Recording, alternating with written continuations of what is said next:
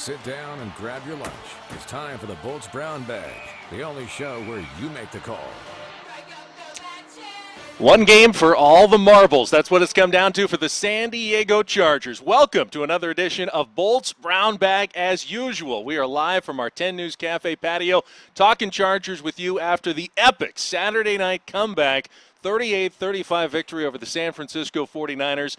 I'm Ben Higgins, joined this week by special guest host, and we've been working on him all season, Joe Little from our 10 News newsroom. Big Chargers fan. Joe, it's good to have you on the Brown Bag today. It's good to be here, and it's great to put my defibrillator away because I used it several times this weekend. And I'm sure sales of defibrillators went up around the county.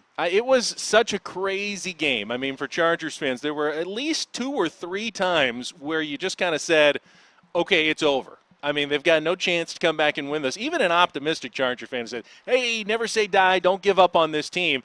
You had to twice throw in the towel in the game. 28-7, down at the half.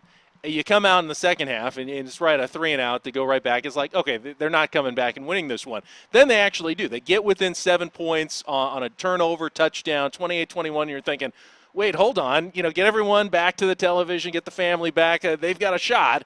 And then Colin Kaepernick runs 90 yards for a touchdown. And go, no, they didn't have a shot. Now it's really over. And they come back and still find a way to force overtime and win it. It was such a weird game to watch as a fan. Well, unfortunately, I have to admit that I did not watch part of the game because in the second quarter, I was one of those fans who said, that's it, I'm going to the other room. I'm going to go beat my children or something. And then I decided to come back and watch and saw Kaepernick's 90-yard run and wanted to kill myself. And so I was just a typical Chargers fan. I gave up again. Then I came back. And then that's when the heart palpitations started, and thank God that it ended the way we wanted it to. Because if we did not win in overtime, I'm pretty sure there'd be chaos in the streets. All right, let's just spell it out pretty quickly here. Thank you very much to the Houston Texans and J.J. Watt.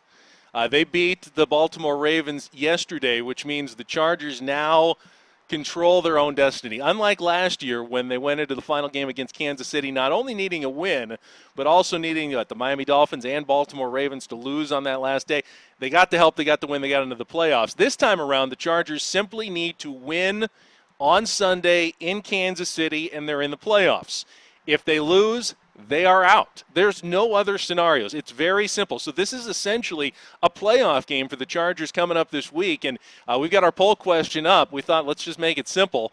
Do you think the Chargers are going to win in Kansas City and make it to the playoffs? So vote right along your screen there at Bolts Brown Bag, and we'll update the results at the end of the show. But that's the question this week. I mean, the Chargers are already in meetings at Chargers Park, getting ready for a division rival that, by the way, you remember, beat the Chargers in San Diego earlier this season on a late field goal. So going back, it's going to be a tough game. I wish this was more of a Jacksonville Jaguars type game to end Week 17 here, but because going to Kansas City is historically, you probably know the stats better than I do. How good are we going to Kansas City? We've had a couple of big wins, especially recently with Phillip Rivers. He's had some nice ones. Remember last year, Shea Tutu had the big catch at the end of the game. They pulled one out of the fire. What is always the case, whether it's here or there, I think out of the last 10 games, 7 or 8 of them have been decided in the end by less than one touchdown. So a close game is probably you're going to need the defibrillator again, basically. Right. Well, we know that Phillip Rivers the past few weeks, if we've got the ball last, I have now confidence in the Bolo. I'm now confident. If we've got the ball last and it's up to the last possession to win the game, I'll be happy. All right, let's just take a quick look at the standings, where the Chargers sit officially going into the last week of the season. You know the scenario. It's very simple, but here's what's going on. In the AFC West, the Broncos have already won the division. They're trying to wrap up on Monday Night Football, a first-round bye. Still could get home field advantage if the Patriots lost next week. Chargers now in second place after the win. The Kansas City Chiefs are a game behind, but the Chiefs are still in it because of that win over the Chargers. They could have the tiebreaker. They also need some help, though, this week. So they're going to be motivated for the game. As for the wild card standings, the Pittsburgh Steelers are already in at 10 wins. They've guaranteed a playoff spot. They could still win the division if they beat the Cincinnati Bengals next week, but they are definitely in one way or the other. Chargers, as we said, control their own destiny. They're the 6th seed right now. Baltimore could still get in, though, if the Chargers lost, and the Texans could still get in as well if they got some help and the Chargers lost. So there's a lot of teams that are still playing with stuff on the line going into the last week of the season. But unlike last year, like you said, this year we control it. It's very simple. Win or go home. Yeah. All right, it was an amazing game on Saturday night. Maybe one of the greatest comebacks, certainly one of the greatest comebacks in Chargers history, if not the greatest. There was a terrific one, I think it was 6 years ago or 8 years ago, 2006, in Cincinnati, when they were down 28-7 at the half, and they rallied back to win. But I don't think there was as much on the line for the Chargers as there was yesterday. So after the game, Coach Mike McCoy, some of the players talked about just kind of the incredible feeling of that comeback victory and what happened on Saturday night in the Bay Area. It's an amazing way to think how we won that game. So it didn't look too good there for a while, obviously, and you all saw it. So I don't need to explain all that anymore, but we found a way, and that's what teams have to do. I don't know. It's crazy. It's an awesome win. You know, we got a lot to go over defensively, but we got the W. That's all that matters. Games like this can do a lot. You never know. I mean, we won one like this in Baltimore, and then obviously we scored 14 points in 8 quarters. So I don't know. We can't have that type of drop off, but we're going to be riled up pretty good here this next week. All right, Mike McCoy, Jarrett Johnson, and Phillip Rivers talking about, can they build some momentum, use that craziness from Saturday night in their preparations this week to take on the Kansas City Chiefs. I thought Phillip Rivers made a great point. Maybe, maybe not. And, they had a great comeback win in Baltimore a few weeks ago, and then the next 2 weeks came out and couldn't do anything offensively against the Broncos or the New England Patriots. My question is, maybe we'll get to this a little bit later, but how much is this attributed to Phillip Rivers' health? First half, he was brutal. Yeah, and the reports are out, and we've got, by the way, Brandon's here, so we're going to get to our What's for Lunch segment, sans the lunch here in a moment. The reports say that Phillip Rivers has a bulging disc in his back. That can be very painful. That's a pretty serious injury that he's playing through if those reports are true. So just the fact that he's out there and gutting it out, you can see he's not at his best. Throwing the interceptions, he's not looking like Phillip Rivers, but he's still got that mental toughness to lead the team in the second half that doesn't go away despite the injury. But with those injuries, though, what are we going to get? The good Phillip at the fourth quarter Phillip or the first quarter Phillip where he was throwing the other team? That's the question. All right, Brandon Chambers is here. He's our chef, our sous chef here at the 10 News Cafe. You guys are closed for the holiday this week, but we've loved you so much. I'm disappointed about that right now, by the way. It wouldn't be Bolt's Brown Bag, though, without Brandon stopping by. So even without lunch, you're welcome to the show anytime. Give me your thoughts on the game on Saturday night. Just incredible, compelling football. Yeah, I actually loved the game this weekend. Phillip Rivers was, like you said, off and on, and for him to actually play through that game with a supposedly slipped disc, it gives the team momentum and it gives the team hope. It shows that okay, he's playing really hurt, and for him to go out there and throw almost 50 to 60 times, that says a lot because he's trying to win and he's trying to just put the team on his back, literally. So. That's how I felt about that game. I brought up kind of Brandon's football career. He's a wide receiver, and I try to tie it somehow in every week. Have you ever had to play through some injuries in your football career? You look younger and healthier than maybe Phillip Rivers is at this point. But actually, yeah, I did. I had in high school, I broke my hand, and I had to get surgery that same week. And after that week, I didn't even want the painkillers. I just wanted to just wrap it up, just wrap it up so I can go out there and play. And the other team was like, no, he has to get a doctor's note. So luckily I had a medical sign it on the sideline for me. You must be good if the other team is trying to find a way to keep him out of the game. Exactly right. Have either of you guys any experience with a bulging disc? I have, and it is very, very painful. I must say, I had one, and I tried to walk for a while. It hurts for it can be a month. Well, then you think about that. Phillip Rivers has a bulging disc, right? That's the report. He's being hit by trucks on almost every play. What would happen if you got hit by one of your kids came up and tapped you in the back? It was excruciating. It just shoots down all the way down to your feet, the pain on that. And, obviously Phillip Rivers is a tough guy. He's one of the toughest players in the NFL, not just for quarterbacks, but I would say at any position. The guy has not missed a start in his entire career. You look around, and that just doesn't happen in the NFL nowadays, especially a guy like a quarterback who's targeted every single play by the defense to try to hit as hard as possible. So anyone who's questioning Phillip Rivers at this point has no idea what they're talking about. And as a wide receiver, do you respect a quarterback more who's going out there despite those injuries? Oh, of course, because now that I see that he's still standing in the pocket, but I see that he's actually standing in the pocket, taking that hit to make sure that he gets me that ball, I'm going to respect him because at least he's trying to get there and take that time and go through his progressions and make sure he's trying to find a way to win instead of holding the ball. All right, Brandon, before we let you go, any thoughts on the matchup against Kansas City next week? Obviously, the Chiefs came in, got the win here earlier this season. Can the Chargers go into Arrowhead Stadium, which is a tough road environment, in a must-win game and come away with a victory? You know, I think they can get it done.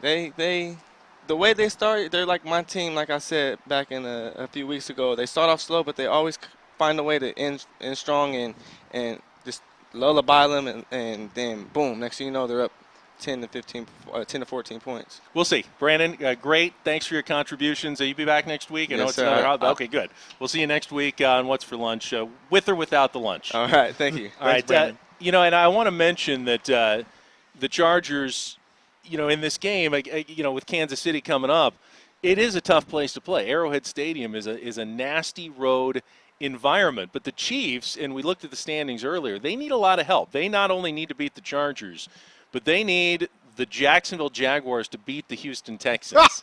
I'm sorry. It's not that. I'm saying it's not that likely. They also need the Cleveland Browns to beat the Baltimore Ravens. With Johnny Manziel. If the game gets started, and I believe those games will be played concurrently. It's the early games in the NFL on Sunday. If word gets down that all of a sudden Houston's beating Jacksonville 24-0 in the second quarter, it's possible the Chiefs could lose some motivation as this game goes on. They're playing for pride. They don't want to lose, but keep that in mind that the Chiefs' playoff chances are pretty small going into that game next week. I'll take anything that goes against the Chiefs.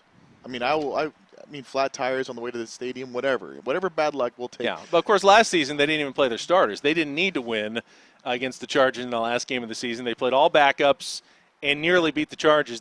Chargers needed overtime to win that game. Well, their scenario this year is like what we had last year, so it's only fair that we get a little easy out this year. All right, every week we give away our Bolts Brown Bagger of the Game award, usually to one of the unsung heroes of the game. So this week's Bolts Brown Bagger of the Game is Dontrell Inman, the rookie wide receiver, formerly of the Canadian Football League, who came in, has not played all season. First time he has caught a pass and had a huge fourth quarter for the Chargers, including one of those big fourth down receptions on the final drive. To come in like that when you have no experience whatsoever, you've been practicing but have had no chance to play in the games, and to get the big catches like that, I wanted to single out Dontrell Inman for that huge performance. Shea Ajira-Tutu got the start. He dropped some passes early, wasn't effective. They went to Inman. He came through at the end of the game. Very impressive. I wonder if these guys know the reaction that we have at home or in the stands. Like, he just caught the ball, turned and ran for, 4 or 5 yards more. I got up, screamed to the top of my lungs, ran around the kitchen, and grabbed my children and threw them in the air. They haven't landed yet, but we're expecting them to come down. But I don't know if these football players understand the kind of impact they have on someone's heart condition. Twice the Chargers' season was on the line on that final drive. Yes. 2 fourth down plays that if the Chargers do not convert, that's it. It's done. That's it. They're out of the playoffs. The game is lost. The season is over. Eddie Royal, who had 10 catches, he had a fantastic game, by the way. And that diving catch on fourth down to keep the drive alive was absolutely sensational. So I wanted to point him out. And I also wanted to point out defensively, Manti Te'o has been playing good football this season. He has really taken a step up after his first year. Saturday's game was the first time all year that he has played every defensive snap. So he is getting more and more faith from the Chargers coaching staff to be out there, and I wanted to single him out as well. But there's something else with Manti Te'o that I had to bring up as well. I don't know if you saw this. This has been gone for a while. So yesterday, 49ers offensive tackle Anthony Davis tweeted something out about Manti Te'o. So we know what's coming. Let's take a look. So Anthony Davis on Twitter yesterday said, I asked Manti Te'o about his imaginary girlfriend last night, and he snapped. LOL, I thought that was hilarious. Well, first off, it's a little of a lame move because you're tweeting that out a day after losing in overtime. So Manti's got the last lap, but I mean that's still what is Manti supposed to say? You know, what does he say? I mean, it can't be the first time it's happened on the football field to him. I mean, opposing players are going to try anything they can to get a guy off of his game, get under his skin. He's had to deal with it probably over and over again. I will say this: it was a big story when he first came to the Chargers, and there was a couple of weeks where whatever Manti Te'o did, the national media was here and they covered it. But it hasn't been a big deal at all. No. 2 years now, and it really doesn't get brought up. He's a leader in the locker room. In fact, Mike McCoy asked him to address the team on Friday night before the game in San Francisco and then credited Manti Te'o's speech as part of the reason why the team never gave up. I mean, he's become a leader on that team in just 2 seasons like he was at Notre Dame. The more I see about it, it seems like the story about the girlfriend was definitely kind of a one-off situation where he just kind of got in over his head, and it just snowballed out of control. But really has seemed to be a good kid with a pretty good head on his shoulders otherwise. And the result of that tweet, all he has to do is just really walk off the field pointing at the scoreboard. You know, San Francisco's going home, and they're not going to have a coach next week who would probably be in Michigan for all we know. And then we hopefully will be in the playoffs. And he has nothing to worry about. You got to come up with some good snappy comebacks for him the next time that happens. I will. I'll think I'm going to write down a few of them, but I'm sure he's got a much better real girlfriend right now. I hope. Have you seen it? I don't know. He keeps his head down, which is probably smart for a young player in the NFL. Now. Well, let me ask you this regarding Manti. We've all been waiting for him to be that superstar he was in college. How much longer do we give him to reach that Pro Bowl status? If you're waiting for him to be an All-Pro linebacker, I think those expectations are too high. But if you watch the development he's made from his first to his second season, he's now a starting contributor who's now out there every play. You came up with the interception against Tom Brady in the New England game. He came up with popped the ball away. He's starting to make impact plays. He's a lot faster to the ball. He's reacting. He's not hesitating like he did in his rookie season. And if he can stay healthy, I mean, he's had the 2 injuries, and he's overcome those to get back out on the field and contribute. I can imagine there's still probably some room for growth as well next season for Manti Te'o. Okay. I'm putting him down for 15 sacks next year. He's not going to be if you're looking for Manti Te'o to be a pass rusher, I mean, that's not even what he did at Notre Dame. He's a run stopper, can drop into coverage, give you hopefully an interception or 2, make a big play, and not make big mistakes. Wrap up, got to make the tackles. He's done a better job of that this season. Now, Joe, another segment we have each week, we bring in our web editor, Ferris, who has 3 questions about the NFL for us each week. So he's going to hit them with us now. Ferris, good to see you. All right, we always got to get Ferris's microphone on. There we go. You're on. I can hear you now. All right. What's question number 1? So first question, who's been the most disappointing team this season? Disappointment in the NFL this season.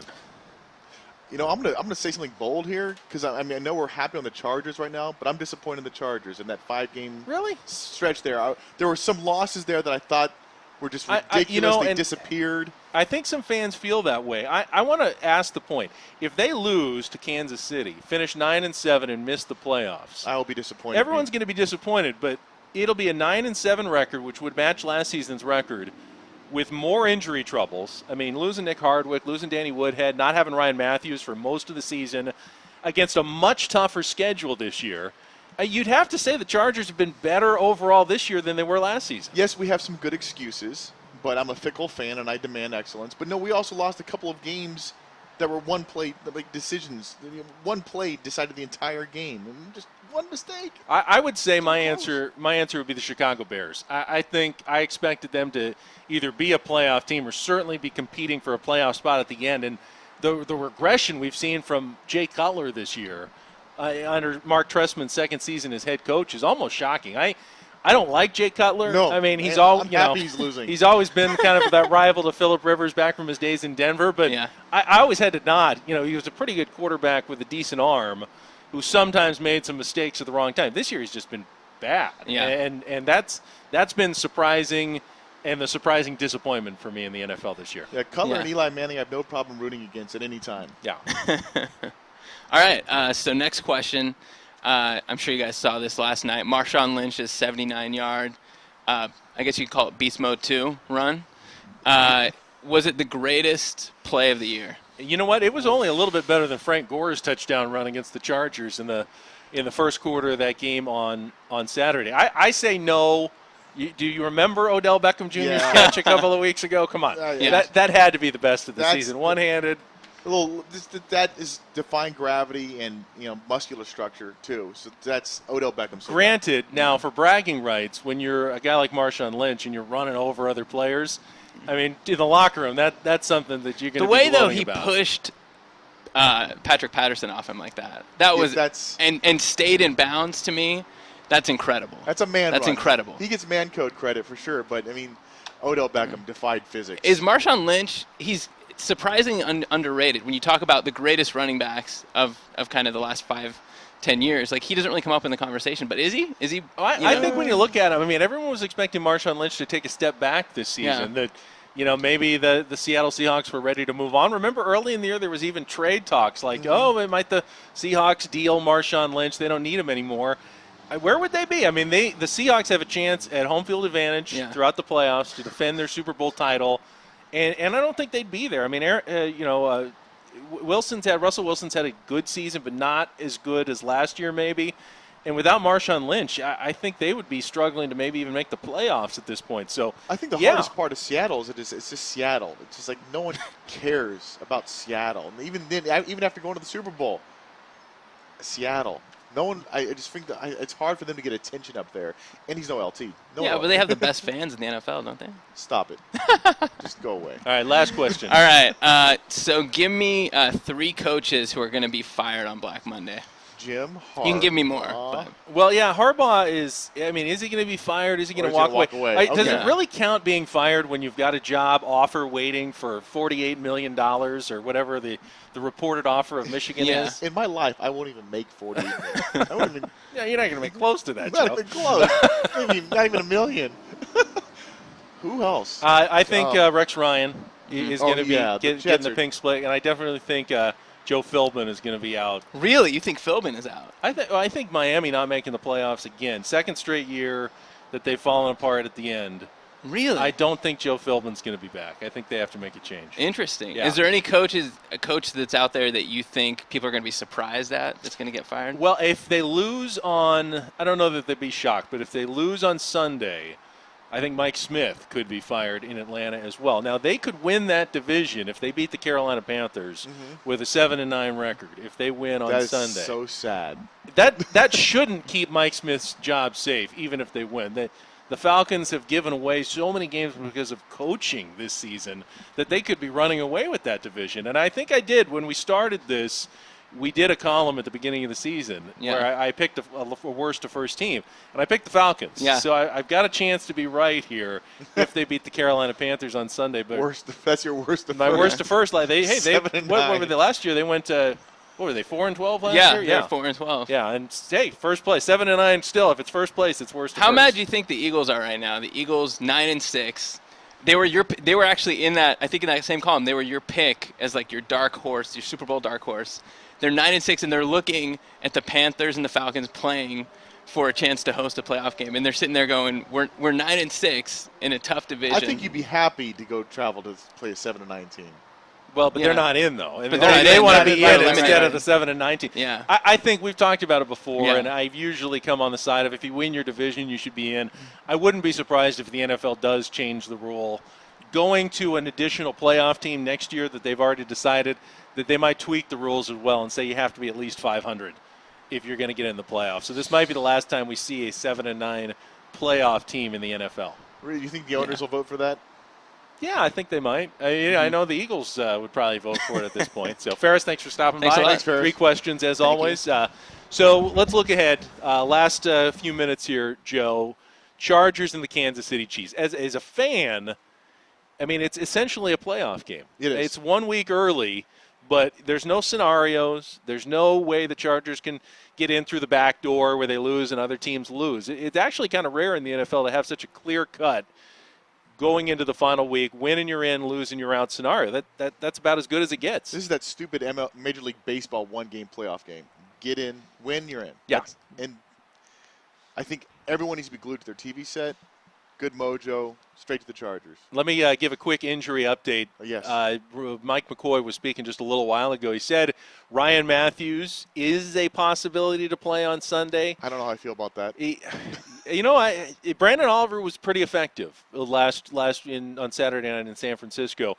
But to me, if Ryan Matthews is healthy, and I don't think he's going to be healthy enough to get out there this week, if they make the playoffs, maybe the first round. But if he is out there and he's 85, 90%, I still think he's the best option that the Chargers have at running back. He's the guy that can make a difference in a game. The reason they made the playoffs last year was Ryan Matthews and what he did down the stretch in the running game. If they have him, they need to have him out on the field. But I'm glad that they have an option like Brandon Oliver in case Matthews can't go for another week. And Brown did a good job carrying the ball last night, too. I mean, he did a good job moving it, keeping the ball, not fumbling. I mean, the fumbles are the one thing that all of us we sort of cringe when they do the handoff, like, oh, please, God, hold on to it. Yeah, Donald Brown, I think, has been, to me, a little disappointing after they signed him as a free agent, but he's gotten more effective here at the end of the season. He's running better. And the passing game, he's definitely contributing. When Phillip Rivers needs an escape valve, he's looking a little more like that Danny Woodhead type that we've missed. He doesn't have Danny Woodhead's skills. They really miss Danny Woodhead badly. But he is finding that right spot to be, that hole in the defense that he needs to find. He's still good on blitz pickups when they need to protect Phillip. And, boy, that's going to be really important. If Phillip is really dealing with his back injury, the offensive line did a nice job on Saturday night. No one said a lot about their performance, but they did a nice job keeping Phillip up. He was really not sacked once late in the game, and that was he took that one himself because he didn't have anywhere to throw it to. They're going to need to come through again because if Phillip gets hit, if he gets hit early a couple of times, who knows how that back could respond the rest of the game. Utmost importance that Phillip Rivers has a clean pocket in Kansas City. Right. As far as the noise in Kansas City, what is it? You've been there. It's loud. It's one of the louder stadiums, and they will be loud early. Again, like I said, if the Chargers can not do what they did on Saturday night, I mean, you can't be falling way behind in Kansas City. And then all of a sudden they look on the scoreboard, and Jacksonville's, not helping them out by beating Houston. They could take the crowd out of the game by halftime or so, and that would be the best possible scenario, I think, for the Chargers is, get out to an early lead, watch the other results come in that hurt Kansas City. If the players don't give up, at least the crowd might be out of it at that point, and then you might have an easier time in the second half. Best case scenario, we keep winning. How soon do we get Keenan Allen back? I think, and Mike McCoy didn't rule him out again for Sunday, but I don't think Keenan Allen's going to be back until at least the first playoff game and maybe even the second week if they can get that far. If the Chargers win, there's only 3 possibilities of where they go, by the way. They could go to Indianapolis, they could go to Pittsburgh, or much less likely a return trip to Cincinnati for the second straight year in the playoffs. But the Chargers can only be the 5th or the 6th seed as a wild card if they win, and they would either travel to face one of the divisional winners in the 3rd or 4th seed, which could either be Pittsburgh or Cincinnati in the AFC North, and then Indianapolis that's already clinched the AFC South. So I don't know which. I don't want getting Pittsburgh ahead of yourself, but I don't know which team you're trying to would rather see. I mean, Cincinnati, they obviously had success last year. Andy Dalton in the playoffs has been terrible. If you go to Indy, it's Andrew Luck. But they got absolutely clobbered by the Cowboys yesterday. They look terrible. We have a decent track record in Indianapolis, but like Pittsburgh is like tough place to win. But they've been the most inconsistent team. In the NFL all year, up and down. I mean, they've lost to some terror. They lost to Tampa Bay. I mean, they've lost to some terrible teams. If you get them on the bad week, they could lose to just about anyone. Getting a little ahead of ourselves, because the first order of business, Sunday in Kansas City, they got to win, and then we will be back next Monday with another edition of Bolt's Brown Bag, either wrapping up the season, hopefully not, or looking ahead to the first round of the playoffs. We're being positive. We're going to talk playoffs next week. Joe, thanks for stopping by. My pleasure, Ben. Been waiting to have you all season long. A lot of fun. Thanks for joining us on another edition of Bolt's Brown Bag every Monday at 12:30 here at 10news.com.